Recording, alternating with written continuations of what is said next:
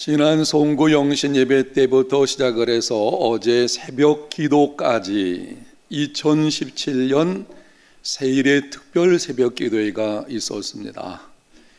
추운 날씨에도 많은 성도들이 나와서 함께 기도를 했습니다. 나라와 민족을 위해서 기도했습니다. 교회를 위해서 기도하고 파송 선교사들을 위해서 특별히 기도했습니다. 다음 세대 자녀들과 노년에 있는 성도들을 위해서 기도하고 여러분의 가정과 또 관련된 새해 소원들을 하나님 앞에 간구했습니다. 여러 가지 사정으로 나오지 못하신 분들도 새해를 맞아서 거룩한 부담감을 가지고 기도하신 줄로 분명히 믿습니다. 이렇게 세일의 특별 새벽 기도회가 끝나면서 혹은 여러분이 참석을 하지 못했더라도 하나님 앞에 금년에는 이렇게 주시기를 원합니다. 나름대로 소원을 간구한 후에는 반드시 기억해야 되는 두 단어가 있습니다. 하나는 기대심리라는 것이고 두 번째는 기다림이라는 것입니다. 한번 따라합니다. 기대심리, 기다림. 하나님께 기도하는 자들에게 주어지는 축복들 가운데 하나는 기대심리 인생을 살아가는 것입니다. 기도하면 하나님께서 약속하신 축복들을 주십니다. 하나님의 축복들을 받기 원하면 기도해야 됩니다.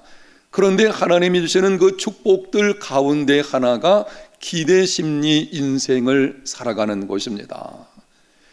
저는 매일 새벽에 하루의 일과를 놓고 하나님께 기도합니다. 하나님, 오늘 오전 시간에 그리고 오후 시간에 저녁 시간에 이런 일들이 있게 될 것입니다. 도와주셔서 하나님의 뜻대로 또 하나님께서 원하시는 것을 쫓아 행하는 하루의 삶이 되게 하여 주시옵소서. 신방 계획이 있을 때에는 이렇게 하나님께 기도합니다. 하나님, 오늘 신방하는 어느 성도의 가정, 그 가정에 필요한 말씀이 무엇인지 내게 알려주시옵소서. 그리고 그 가정의 필요가 무엇인지를 깨닫게 하셔서 그 가정을 위해서 기도할 때에 하나님의 역사하심으로 복을 받는 일들이 있게 하여 주시옵소서. 이렇게 기도하고 나서 신방을 하게 되면 신방을 가면서 기대심리가 있습니다. 하나님의 말씀을 그 가정에 전해주면서 기대심리가 있습니다. 그 가정을 위해서 기도하는 중에 기대심리가 있습니다. 그렇게 예배를 끝나고 나면 많은 경우에 성도들이 말을 합니다. 목사님, 우리 가정에 꼭 필요한 말씀을 주셔서 감사합니다. 사랑하는 성도 여러분, 범사에 매일 하나님과 함께 시작하는 삶이 되시기를 바랍니다. 금년 1년 동안 여러분들이 믿음의 걸음을 걸어갈 때에도 하나님보다 앞서 나가지 않는, 기도보다 앞서 나가지 않는 한 해의 삶이 되시기를 바랍니다. 기도하면 기대 심리 인생을 살게 됩니다. 그리고 하나님의 능력을 경험하게 되어집니다. 일본의 유명한 신학자인 우찌무라 간조라고 하는 사람이 있습니다. 한 번은 일본 땅에 가뭄이 들었습니다. 그래서 우찌무라 간조하고 두 아들들이 어느 날 이른 아침 시간에 하나님께 기도를 했습니다. 하나님, 이 땅에 비를 내려 주시기를 원합니다. 비를 내려 주실 줄로 믿습니다. 기도가 끝난 후에 두 아들들이 학교를 가게 되었습니다. 둘째 아들이 아버지에게 말합니다. 아빠, 우산 주세요. 가지고 가겠습니다. 아버지 우찌무라 간조가 말을 합니다. 예, 오늘 이 맑은 날씨에 무슨 우산이 필요하겠느냐, 그냥 가거라. 그랬더니 이 아들이 하는 말이, 아빠, 오늘 아침에 기도했잖아요. 비가 오기를 구하고 믿는다고 하셨잖아요. 그 말을 듣는 순간 우찌모라 간조는 하나님 앞에 크게 회개를 했다고 합니다. 기도했지만 그 기도에 대한 기대 심리가 없는, 믿음을 갖고 있지 못하는 자신의 모습을 회개하게 된 것입니다. 많은 성도들의 문제 가운데 하나가 기도하는 것 따로, 그리고 삶의 모습이 따로 이루어지는 것입니다. 새벽에 나와서 하나님 앞에 기도합니다. 하나님 이렇게 해주시기를 원합니다. 그리고는 교회당 문을 나가면서 기도한 것을 다 내려놓습니다. 삶은 전혀 다른 방식으로 살아갑니다. 그리고 그 다음날 다시 기도 제목을 기억하고 또 나와서 새벽에 기도합니다. 이렇게 되면 하나님의 기도 응답의 역사를 경험할 수 없습니다. 적어도 우리가 하나님 앞에 새벽에 나와서 혹은 이른 아침에 기도했다면 내가 기도한 것에 대해서 하나님이 어떻게 응답하시는지, 하나님이 행하실 그 일을 기대하며 살아가는 믿음의 걸음이 다 되시기를 바랍니다. 기대 심리를 갖는 것이 믿음입니다. 오늘 본문 19절에 하나님께서 말씀하셨습니다. 보라, 내가 새 일을 행하리니 이제 나타낼 것이라. 너희가 그것을 알지 못하겠느냐? 반드시 내가 광야에 길을, 사막에 강을 내리니. 보라, 내가 새 일을 행하리니 이제 나타낼 것이라. 기도했다면, 여러분이 하나님 앞에 나와서 간구하였다면 그 간구한 것에 대해서 하나님께서 이루실 새 일을 기대하는 믿음의 삶이 되어야 합니다. 지금까지 내가 경험해 보지 못했던 오직 하나님의 은혜와 능력으로 말미암는 내 인생을 송두리째 변화시키는 그 하나님의 놀라우신 능력을, 그 새로운 일들을 기대하는 삶이 되어야 합니다. 기대하는 믿음이 진정한 믿음이고, 바로 그 믿음을 통해서 하나님의 능력을 경험하는 삶이 이루어지게 됩니다. 그런데 하나님께서 행하시는 새 일을 기대하는 믿음의 사람이 되려면 몇 가지 기억할 것이 있습니다. 금년 한 해 동안, 여러분의 남은 평생을 살아가는 동안 먼저 기도하시고, 기도한 후에 하나님이 행하실 새 일을 기대하는 믿음의 삶이 되시기를 예수님 이름으로 축복합니다. 이러한 믿음의 사람이 되려고 한다면 몇 가지 기억할 것이 있습니다. 제일 먼저는 하나님께서 새 일을 이루어 가시는 방식을 알아야 합니다. 본문 19절 하반절에 말씀합니다. 반드시 내가 광야의 길을, 사막의 강을 내리니. 이 말씀의 역사적인 배경은 하나님께서 이스라엘 백성들을 바벨론 포로에서 건져내셔가지고 그들의 땅, 약속하신 가나안 땅으로 인도하여 들이시겠다는 회복의 약속의 말씀입니다. 바벨론에서 가나안 땅까지 올 과정에는 광야가 있고 사막이 있습니다. 그 광야를 걸어갈 때에 하나님께서 길을 내주시고, 사막을 지나게 될 때에 물이 흐르게 하셔서 마시게 하시겠다는 것입니다. 주목하여 들으십시오. 하나님께서 이스라엘 백성들을 바벨론에서 가나안 땅으로 인도하실 때에 순간 이동시키지 않으셨습니다. 그냥 그들을, 그 능력이 많으신 하나님께서 광야길을 걷게 하실 필요가 뭐가 있겠어요? 한순간 그냥 옮겨 놓으실 수도 있지 않겠습니까? 그렇게 하지 않으셨습니다.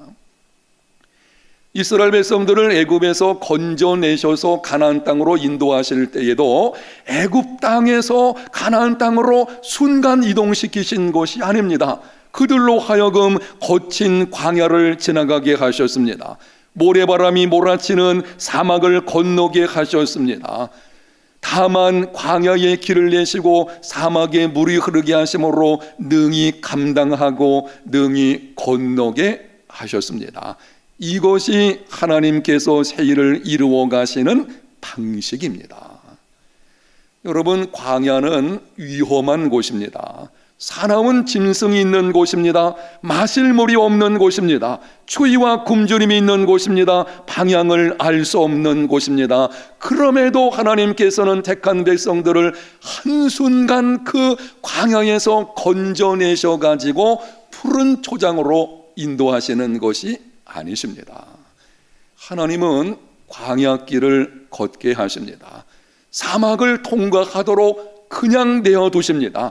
다만 그 모든 것을 극복할 수 있도록 방향을 모르는 삶의 방향을 제시하여 주시고, 메마름이 있는 그곳에 하나님이 마실 물을 주심으로 그 모든 것을 감당하게 하시는 것입니다. 왜 그렇습니까? 광야의 삶은 축복이기 때문입니다. 애굽에서 나온 이스라엘 백성들의 경우를 예를 들어서 말씀을 드립니다. 그들이 광야길을 걷는 동안 배고픔이 있었기 때문에 하늘에서 내려오는 만나를 먹는 경험을 했습니다.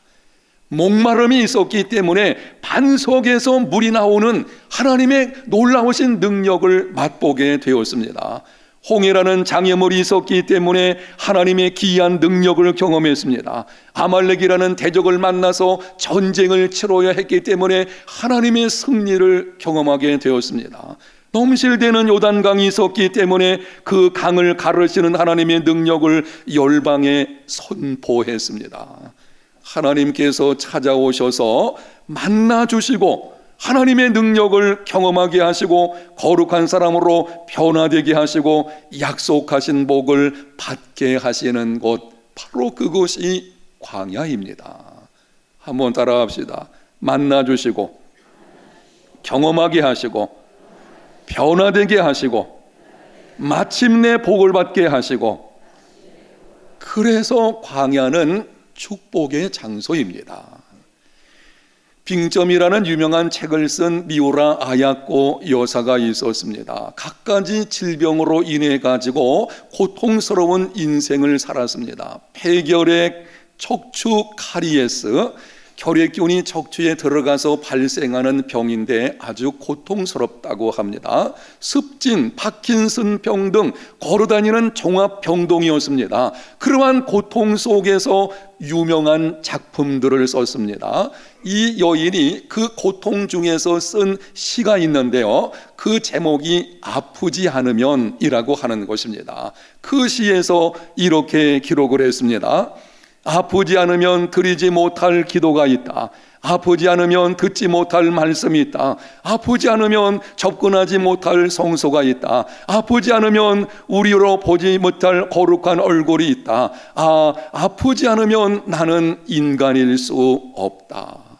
광야는 고통과 슬픔과 두려움의 장소입니다. 그렇지만 바로 그런 것이 있었기 때문에 내가 광야길을 걸으면서 그 고통과 슬픔과 아픔들을 겪으면서 내가 누구인지를 알게 된 것이고, 그러한 과정을 통과하는 중에 인생이 무엇인지를 깨닫게 된 것이고, 그 기막힌 아픔과 고난을 짊어지고 가는 중에 하나님을 의지하는 법을 배우게 된 것입니다.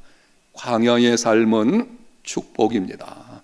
그래서 하나님께서 우리에게 행하시는 세일의 방식은 그 광야의 삶에서 한순간 건져 올려주시는 것이 아니고, 그것을 극복할 수 있는 물을 주시고 길을 내어주시고 어느 방향으로 가야 할지 깨우쳐 주시고 때로는 용기를 북돋아 주시고 강하고 담대하게 하심으로 우리로 하여금 하나님의 사람으로 세워지게 하시는 것입니다.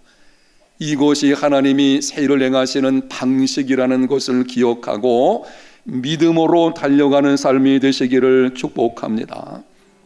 우리는 하나님께 기도할 때에 한순간 해결되기 원하죠. 당장 기막힌 웅덩이에서 반석 위로 건져 올리시기를 원하고, 우리의 있는 모든 것이 이 환난과 역경들이 다 지나가서 이제는 평탄한 아무런 어려움이 없는 그런 삶을 살기를 원하지만, 하나님께서 우리에게 행하시는 세일의 방식은 대부분 그렇지 않습니다. 물론 특별한 경우에 하나님이 한순간 해결해 주는 것도 없지는 않을 것입니다.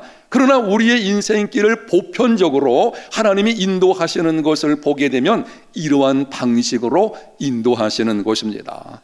이 사실을 알고 인내하며 흔들리지 않고 믿음으로 살아가는 삶이 되시기를 바랍니다.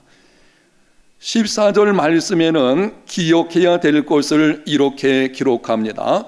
너희의 구속자여 이스라엘의 거룩한 이 여호와가 말하노라. 너희를 위하여 내가 바벨론에 사람을 보내어 모든 갈대아 사람에게 자기들이 연락하던 배를 타고 도망하여 내려가게 하리라.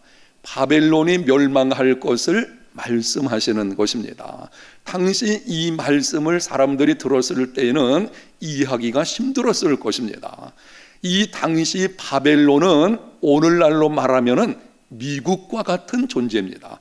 세계 최강대국, 열방의 중심에서 어떤 면에서는 열방의 흐름을 결정할 수 있는 이러한 강한 세력을 가진 나라, 민족, 이게 바벨론이거든요. 여러분 생각을 해보세요. 오늘날 누가 미국이 망하겠다고 생각을 할 수 있겠습니까? 똑같습니다. 당시 바벨론이 무너지게 될 것이라고는 어느 누구도 생각하지 않았을 것입니다. 그런데 하나님이 말씀하십니다. 바벨론이 무너지게 될 것이다. 바꿔서 말씀드리면 이스라엘 백성들을 그 가운데서 건져내셔서 회복시키시겠다는 약속의 말씀을 주시는 것입니다. 하나님이 행하시는 새 일을 기대하는 믿음의 사람이 되려면 무엇보다 먼저 하나님의 약속을 붙들어야 합니다. 오늘 본문 말씀을 여러분이 한번 주목하여 보십시오. 보라 내가 새 일을 행하리라. 하나님이 이 말씀을 하시기 전에 먼저 약속을 하시는 것입니다. 바벨론이 멸망하게 될 것이고 너희들은 거기서 구원받아 회복이 이루어지게 될 것이다. 이 순서를 한번 주목하여 보십시오. 여러분이 하나님이 행하실 새 일을 기대하는 믿음의 사람, 그리고 그 믿음을 가지고 나아가려면 하나님의 약속을 붙드는 삶이 되어야 합니다. 믿음은 약속을 붙드는 것입니다. 믿음에 대해서 오해하는 분들이 있는데요, 여러분이 잘 들어보십시오. 믿음은 적극적인 사고방식이 아닙니다. 믿음은 대책이 없는 낙천주의가 아닙니다. 믿음은 요행을 바라는 것이 아닙니다. 믿음은 아무런 것이 없는데 허공을 때리는 것이 아닙니다. 많은 사람들이 믿음을 자기 확신처럼 생각해가지고 그냥 믿습니다, 그렇게 말하지만 믿음이라는 것은 하나님의 약속의 말씀에 근거하는 것입니다. 그러므로 처음부터 하나님과 함께 시작을 해야 됩니다. 믿음 생활에는 세 가지 방식으로 살아가는 성도들을 볼 수가 있는데요, 예수님을 믿는다고 하는 사람들, 분명히 예수님을 구세주와 주님으로 영접했습니다. 예수님 믿는 하나님의 자녀가 되었지만 이들이 살아가는 방식을 보게 되면 세 종류로 볼 수가 있습니다. 첫째는 내가 최선을 다해 계획을 세우고 내가 최선을 다해서 그 일을 이루는 것입니다. 내가 한번 멋진 계획을 세워서 그것을 내 힘과 내 능력으로 한번 이루어 가지고 하나님께 영광을 돌려야 되겠다. 목적은 참 좋지요. 그러나 이것은 그리스도인의 삶의 방식이 아닙니다.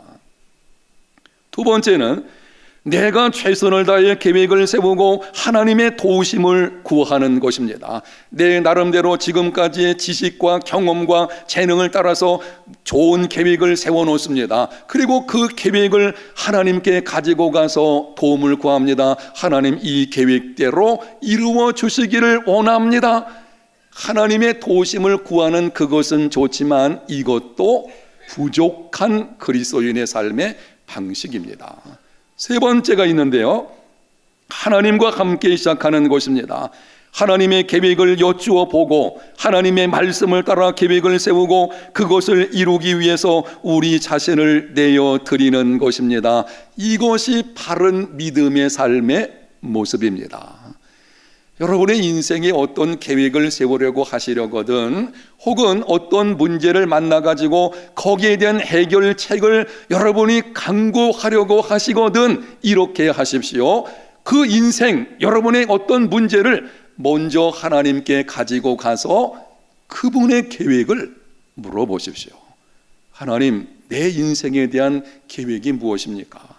내가 당면한 이 문제에 관한 하나님의 뜻, 하나님이 원하시는 것, 그리고 하나님의 기쁨 되는 것, 하나님의 어떤 계획이 무엇인지 내게 알려주시기를 바랍니다. 그렇게 하나님의 계획을 묻고 하나님의 그 계획을 따라서 모든 것이 이루어지도록 나를 하나님께 내어드리는 삶, 바로 이것이 바른 믿음의 모습인 것이고, 바로 그 하나님의 계획, 하나님의 뜻을 붙들고 나가는 것이 약속을 붙드는 믿음의 삶이 되는 것입니다. 이러한 삶의 방식이 되시기를 축복합니다.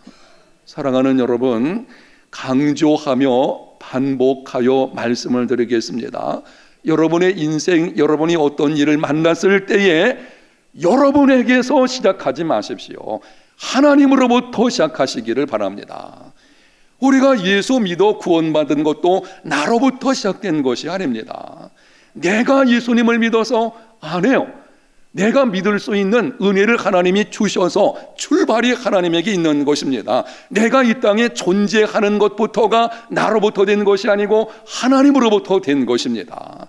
우리의 모든 인생의 생사화복이 하나님으로부터 말미암다는 것을 기억하시고, 하나님과 함께 시작하는 금년 한 해 여러분의 남은 삶이 되시기를 축복합니다. 이 결심이 있어야 됩니다. 나는 이제부터 범사에 매일 하나님과 함께 시작해야 되겠다. 그 결심을 가지고 하나님께 나가서 기도하면 하나님께서 그 마음을 보시고 당신의 말씀, 당신의 계획을, 그리고 약속을 우리에게 주실 것이고, 그것을 붙들고 나아갈 때에 하나님의 새 일을 경험하는, 놀라운 능력을 경험하는 삶이 이루어지게 되는 것입니다. 그 다음 15절에서 17절까지는 이렇게 말씀을 합니다. 조금 긴 말씀이기 때문에 함께 영상에 있는 것을 읽겠습니다. 나는 여호와 너희의 거룩한 이요 이스라엘의 창조자요 너희의 왕이니라. 나 여호와가 이같이 말하노라. 바다 가운데의 길을, 큰 물 가운데의 지름길을 내고 병거와 말과 군대의 용사를 이끌어내어 그들이 일시에 엎드러져 일어나지 못하고 소멸하기를 꺼져가는 등불 같게 하였느니라. 하나님께서 어떤 분이신지를 말씀하시는 것입니다. 하나님은 거룩하신 분이십니다.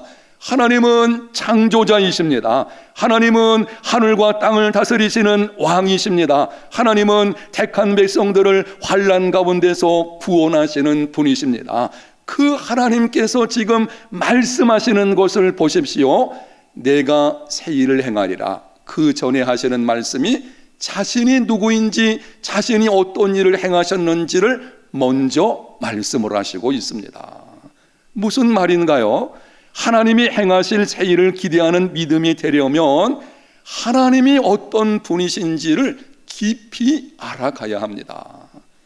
하나님을 아는 만큼 우리 믿음이 성장하게 되는 것이고, 하나님을 아는 그것이 바로 우리의 믿음과 삶의 모습을 결정하는 것입니다. 구약 시편을 읽어보게 되면 다윗은 환난과 고통의 시험이 찾아왔을 때에 무엇보다 먼저 하나님이 어떤 분이신지를 고백을 합니다. 여러분이 이후에 시편을 펴서 한번 읽어보십시오. 다윗의 시편을 보게 되면 많은 경우에 그 시편의 앞부분에 다윗이 기막힌 환난을 만났을 때에 먼저 하나님이 어떤 분이신지를 고백을 합니다. 당면한 환난의 문제가 아니었어요. 하나님께서 어떤 분이신지 이렇게 고백을 합니다. 나의 힘이 되신 여호와여, 내가 주를 사랑하나이다. 여호와는 나의 반석이시요 나의 요새시요 나를 건지시는 자시요 나의 하나님이시요 나의 피할 바위시요 나의 방패시요 나의 구원의 뿌리시오니 나의 산성이시로다. 그리고 나서 시험을 이긴 것을 보게 됩니다.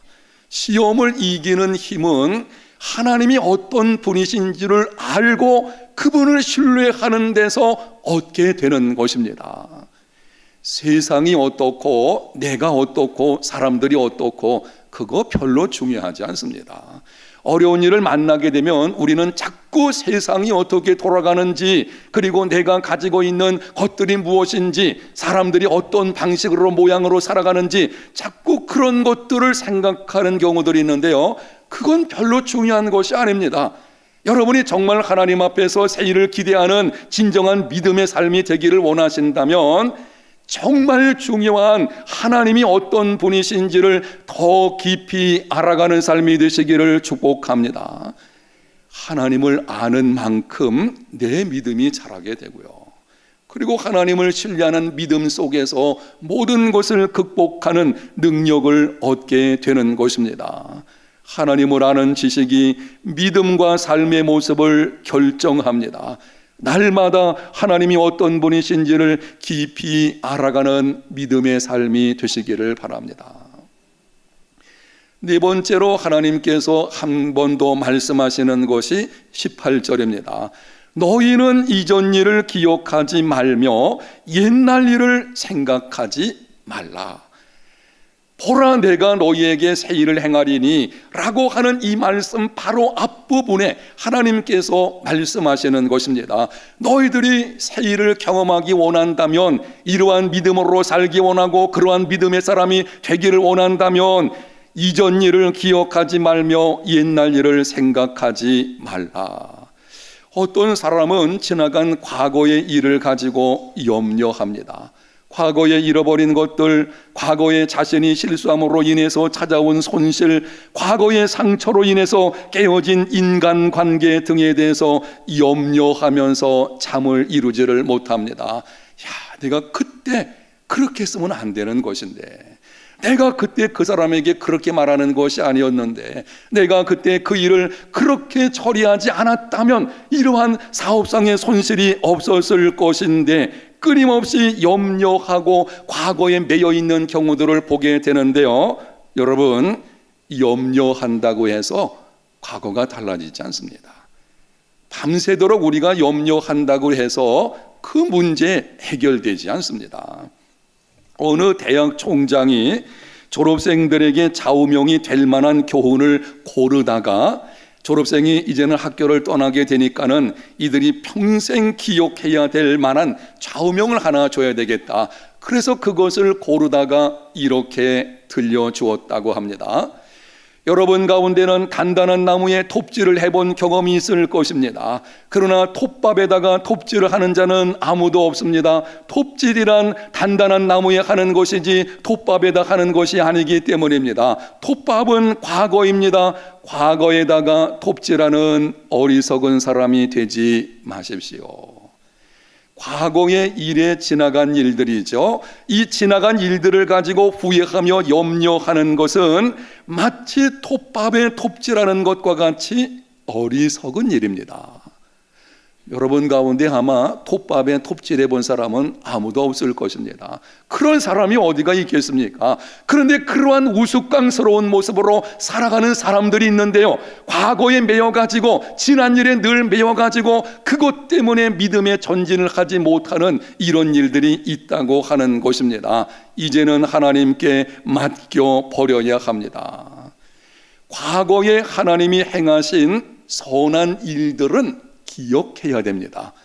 여러분이 지나간 과거 일을 기억한다면 기억할 만한 가치가 있는 것은 한 가지밖에 없어요. 그거는 하나님이 내 인생 찾아오셔서 행하신 선한 일들, 내가 어떻게 구원을 받았는지, 그리고 그 문제들을 하나님이 어떻게 합력하여 선을 이루셨는지, 그것은 우리가 기억할 만한 가치가 있는 것이고 또 기억을 해야 될 것입니다. 그러나 하나님이 행하실 새 일을 기대하는데 방해가 되는 것들은 다 내려놓아야 합니다.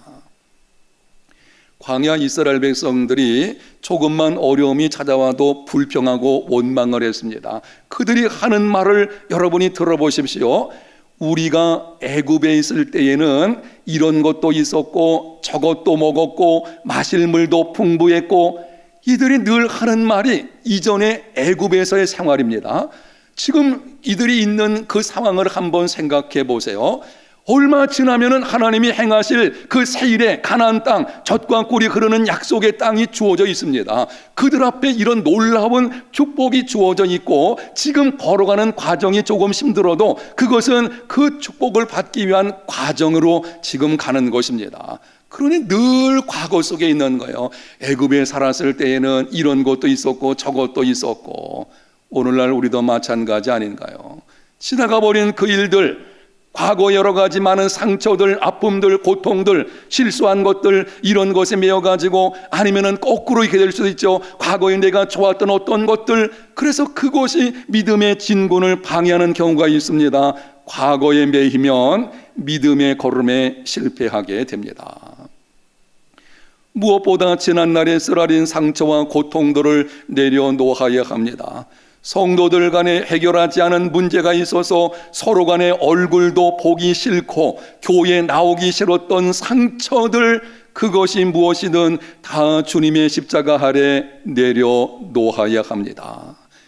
교회는 하나의 공동체인데요, 사람들이 모여 있다 보니 아무리 예수님을 믿는 사람이라고 할지라도 사람들끼리 살다 보게 되면은 거기는 때로는 상처도 있고 때로는 마찰이나 갈등은 있게끔 마련인 것입니다. 갈등이 없는 인간관계가 어디 있겠습니까?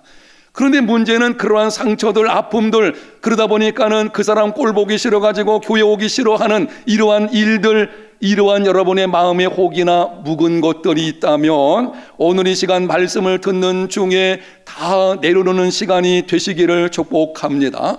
내려놓으십시오.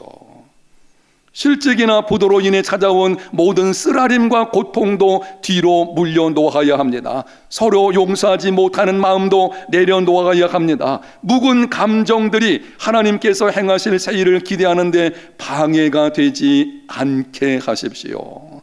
묵은 감정들, 너무나 그것이 오래돼 가지고는 우리 속에서 이젠 터져버렸어요. 이 묵은 감정들, 해묵은 감정들을 가슴 속에 계속 가지고 있다 보니까는 그것이 이제는 골마서 터져가지고 냄새가 나게 되는데요, 그 골문 것이 내 영혼을 침체하게 만드는 것입니다. 이제는 내 영혼까지 골마서 썩는 냄새가 나게 만드는 일이 벌어지게 되는 것입니다. 여러분, 금년 한 해 하나님께서 우리들에게 은혜 가운데 또 우리에게 허락하여 주신 줄로 믿습니다. 새해를 주신 것이 하나님의 은혜입니다. 우리가 오늘 존재한다고 누가 장담이나 할 수 있겠습니까? 여러분, 우리가 내일 살아있겠다고 누가 큰 소리 칠 수 있겠습니까? 인생은 내 마음대로 되는 것이 아닙니다. 하나님이 우리에게 새해를 주셨고 이렇게 새일의 득세를 감당하게 하시고 또 여러 가지 모습으로 기도하게 하신 것은 우리에게 새일을 이루시는 그 놀라운 축복을 주시려고 하시는 것입니다. 그 새일의 축복을 기대하며 나갈 때에 여러분의 묵은 감정, 지난날의 상처들, 그 고통들이 더 이상 발목을 잡게 하지 않는, 이제는 내려놓고 나가는 삶이 되시기를 축복합니다. 여러분이 혹시 지난날에 쌓았던 업적들이나 이루어온 여러 가지 공로도 내려놓고 가십시오. 지난날 내가 이루었던 많은 것들, 내가 하나님의 교회를 위해서 이렇게 많이 수고했는데 라든지 이러한 것들을, 이 공로의식인데요, 이러한 공로의식을 가지게 되면 자만심을 갖게 될 것이고 그것이 우리의 발목을 잡을 수도 있어요.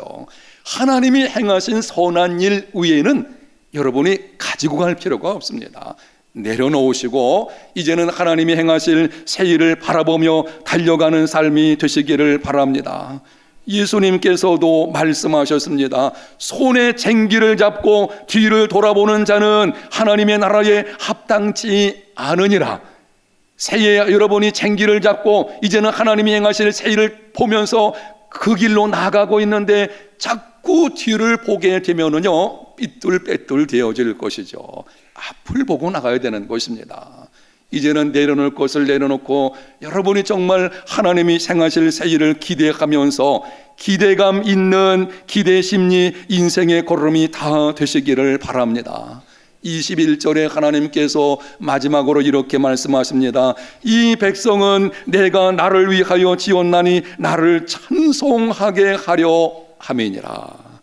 말씀드린 이 말씀에 순종함으로 하나님의 능력을 경험하고 그 하나님의 능력을 찬송하며 살아가는 하루의 삶이 되시기를 바랍니다. 하나님이 우리를 선택하시고 부르신 목적은 찬송하게 하려는, 하나님 그분을 찬송하는, 그분께 예배하고 그분께 영광 돌리는 이 삶이 되기를 원하시는 것입니다. 그리고 하나님은 우리의 걸음을 반드시 그렇게 인도하여 가실 것입니다. 이게 믿음이에요. 그 믿음을 가지고 여러분이 달려가십시오. 자꾸 좌우 옆이나 세상이나 뒤를 보지 말고 이제는 하나님이 행하실 새 일을 기대하면서 믿음으로 나아가서 하나님의 능력을 경험하는, 그 하나님이 행하실 일을 찬송하는 믿음의 걸음들이 다 되시기를 예수님 이름으로 축복합니다.